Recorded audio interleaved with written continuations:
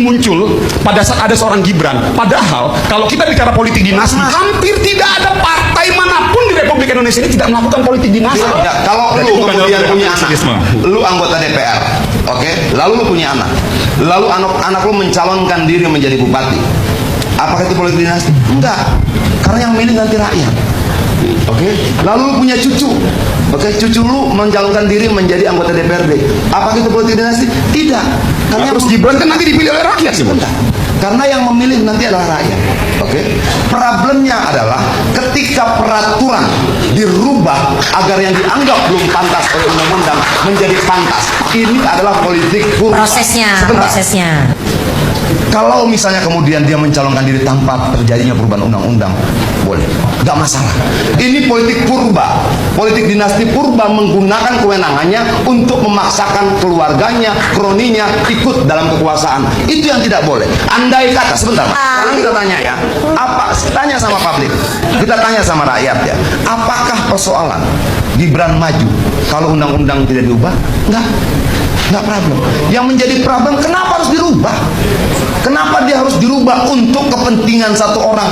Republik ini milik banyak orang. Dan sekarang proses perubahannya itu dilaporkan sebagai pelanggaran kode etik. Begini, bagaimana alat ukurnya? MK.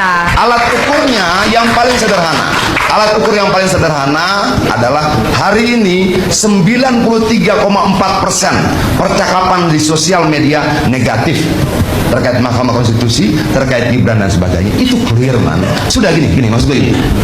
Jadi positioning seseorang itu dilihat dari faktor usia, tapi bukan dari faktor kesempatan yang mau diberikan. Nah, ini terjadi pada seorang Gibran yang pernah gue lalui. Mayoritas mereka yang di atas umur-umur 40 tahun itu masih melihat sebelah mata kompetensi anak muda. Dia cerita pengalaman hidupnya di perusahaan swasta. Yang jelas-jelas itu kepentingannya kapital. Itu kepentingan modal. Lalu dia sandingkan dengan contoh tentang republik, yang sebenarnya kita tidak berbicara tentang siapa yang memodali republik ini. Dari contoh itu saja tidak apple to apple. Terus kedua, kalau kita bicara kesempatan buat anak muda, ada bupati loh 27 tahun, man. Dito itu 32 tahun loh, gitu loh. Ada 21 kepala daerah di bawah usia 40 tahun. Lalu lu anggap semua itu tidak pernah ada gitu, bahwa semua itu bukan anak muda. Problemnya kan tidak di usia. Dulu dua undang-undang pemilu sebelum undang-undang 2017 ini, dua-duanya itu 35 tahun. Undang-undang pemilu sebelumnya 35 tahun, sebelumnya lagi 35 tahun, baru berubah menjadi 40 tahun di 2017. Dan ketika 2017 diketok 45 tahun, 2018 nggak ada yang persoalkan. 2019 tidak ada yang persoalkan. 2020 nggak ada yang persoalkan. 2021 tidak ada yang persoalkan. 2023 itu menjadi persoalan. Itu loh. Apakah problem anak muda baru muncul di tahun 2023?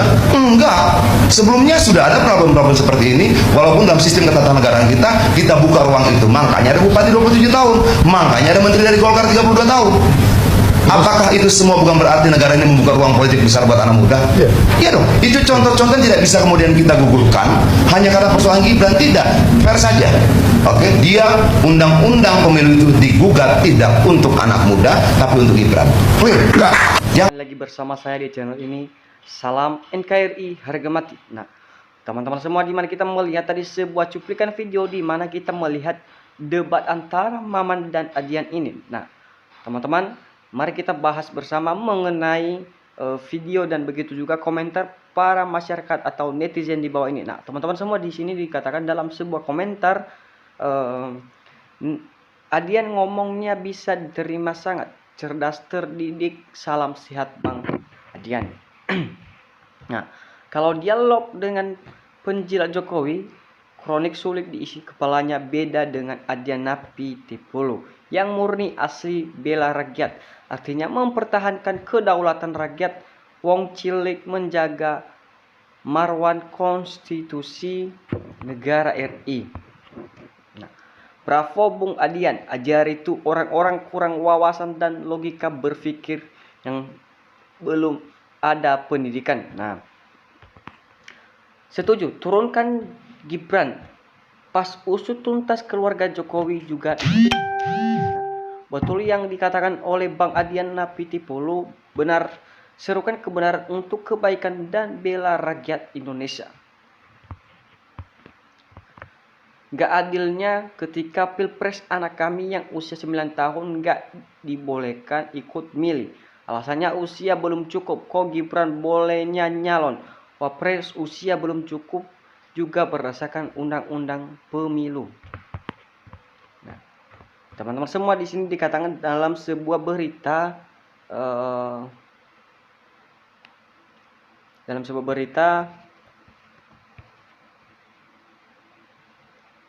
Adian PDIP belakang tiba-tiba didatangi anak buah Basco.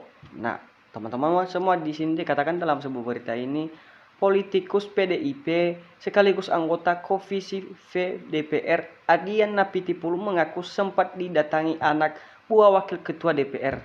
Nah, sekaligus ketua DPP Gerindra Sufmo. Nah, Adian mengatakan anak buah Basko memintanya bertemu dengan Basko untuk membahas drive ojek online. Nah, Adian menjelaskan pertemuan berawal dari ketika rapat dengar pendapat UGM RPDU yang tiba-tiba batal padahal jadwal RDPU sudah diputuskan dan sudah tersebar di grup WhatsApp. Nah, teman-teman semua di sini kemudian Adian didatangi anak buah Basko ke rumahnya. Mereka ingin Adian bertemu Basko untuk membahas ojek online. Adian mengatakan bertanya banyak berkaitan keluhan ojol. Kemudian Basko berinisiatif agar RDPU dengan ojek harus dilakukan. Nah, teman-teman masih banyak mengenai tentang berita atau narasi-narasi yang kita dengar mengenai kepalsuan ijazah Jokowi ini. Nah, teman-teman semua di sini katakan dalam sebuah komentar, ayo Mas Adrian turunkan Gibran Fufafa. Dulu Mas Adrian waktu reformasi di barisan depan. Ayo Mas Adrian maju mazulkan Fufafa. Nah, teman-teman semua di mana kita melihat di sini dalam sebuah berita Adian Napitipulu mengatakan di sini terlibat dalam perdebatan panas dengan politik Fahri Hamzah. Perdebatan itu diawali dari cuitan Fahri di akun Twitter terkait pesan untuk generasiku. Lantas seperti apa cuitan Fahri Hazman? Nah, teman-teman di sini katakan dirangkum Detikcom Minggu.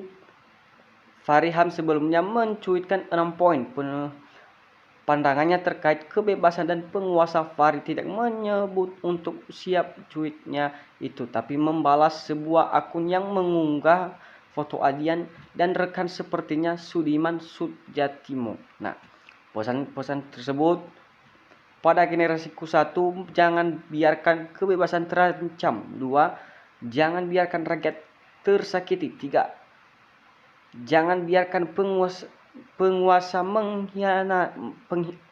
menghaniaya. 4, jangan biarkan penguasa mengatur negara. 5, jangan jadi corong penguasa. 6, bantu dan lindungi mahasiswa dan oposisi. Cuit Fahri Hamzah pada 7 Mei lalu. Nah, di sini Adian lantas bereaksi terhadap cuitan Fahri Hamzah. Meskipun dia tidak mengetahui untuk siapa cuitan itu ditunjukkan, dia menyebut hal itu harus direspon karena cuitan itu itu menyertakan foto dirinya di Budiman Sujatmiko. Nah, teman-teman, di sini dikatakan dalam sebuah berita, terima kasih untuk Fahri Hamzah yang telah memberikan pesan dan generasinya. Saya tidak tahu pesan itu untuk semuanya yang generasinya atau hanya untuk saya yang dan Budiman saja.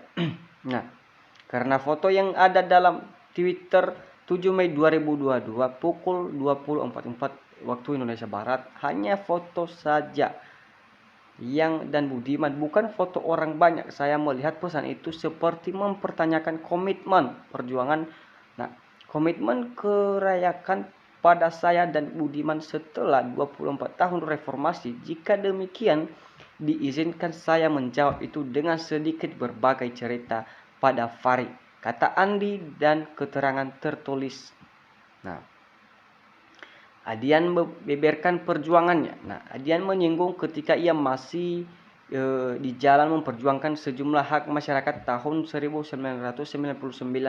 Nah, sementara Fahri sudah berada di MPR, Adian bercerita tentang penyelegar kantor pengacaranya hingga dirinya dipukuli di jalan. Adian menyebut dirinya sudah berbeda jalan dengan Fahri dan tidak pernah usil dengan Fahri terkait hal itu.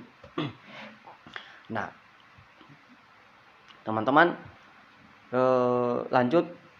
Fahri, kita beda pilihan, beda jalan, dan saya pilih adalah jalan yang sulit, menyakitkan dan tidak menyenangkan. Walaupun demikian, toh saya tidak pernah usil, mengkritik dan mempertanyakan pihak politik masing-masing ke orang.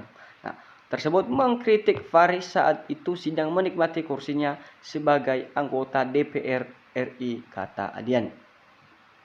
Nah, teman-teman semua, di sini lanjut dikatakan Adian juga menyinggung ketika kasus Trisakti tahun 1998 dihentikan oleh DPR. Dia menyebut Fahri berada di kursi pimpinan Komisi 3 DPR saat itu. Nah, menurut sebagian aktivis, 1998 Fahri bisa melawan penghentikan kasus tersebut. Namun dia memahami kalau keputusan menghentikan kasus itu bukan hanya di Fahri saja. Saya kecewa tapi juga tak bisa menghakimi Fahri. Walaupun sebagai pimpinan Komisi 3 tentunya Fahri bisa berusaha melawan penghentikan penyidikan itu, bukan ujarnya. Nah, teman-teman, dimana kita melihat tadi, dimana sebuah video dan begitu juga komentar ataupun begitu juga dengan berita tersebut. Nah, teman-teman semua, semoga kedepannya kita bisa melihat bagaimana tindak lanjut mengenai kepalsuan negara RI ini. Nah, teman-teman semua, mari kita bersatu dan saling bertukar pikiran dalam komentar ini. Nah, teman-teman, salam NKRI, harga mati.